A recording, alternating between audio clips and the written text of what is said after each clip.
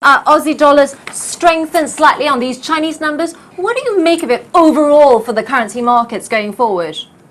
Well, I think it's absolutely right that the data is consistent with the rotation in Chinese activity away from the low-cost manufacturing exports to greater domestic consumption.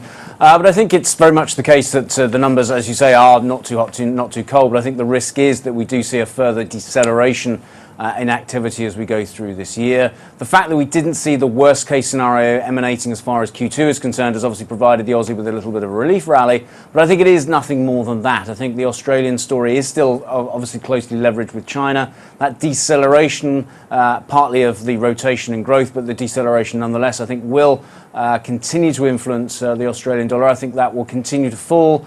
And I think if we see the RBA minutes overnight tonight also discussing the ongoing debate within the RBA about the need and requirement for a weaker Aussie to perhaps mitigate some of the more aggressive expectations in terms of lower rates, then I think that that relief rally, as I say, will be an opportunity to sell the Aussie at slightly higher levels.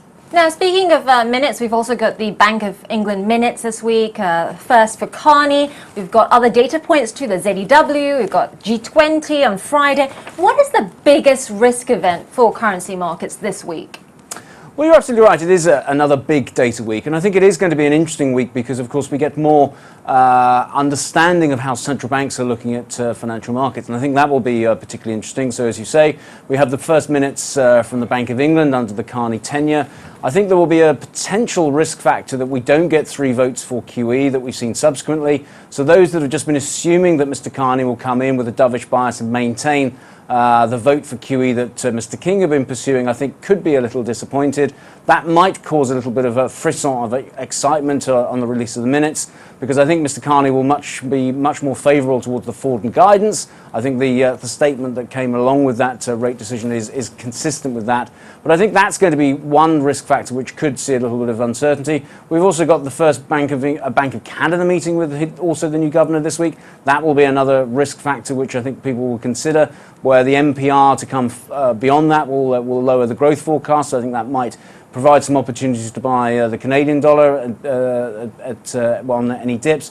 But I think ultimately it is still going to be the case that Mr. Bernanke will be the first amongst equals amongst central bankers, and so clearly the Bernanke testimony on Capitol Hill will be most important.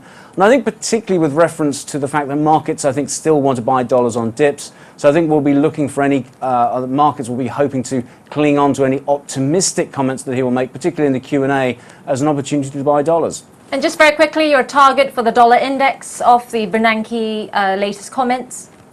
Well, I think the dollar index, after the pullback that we saw last week, does provide some opportunities to buy into. I think clearly Bernanke helped to arrest the interest rate strip last week, but I think there is still some opportunity to buy the dip here. So I think we will see a stronger dollar index.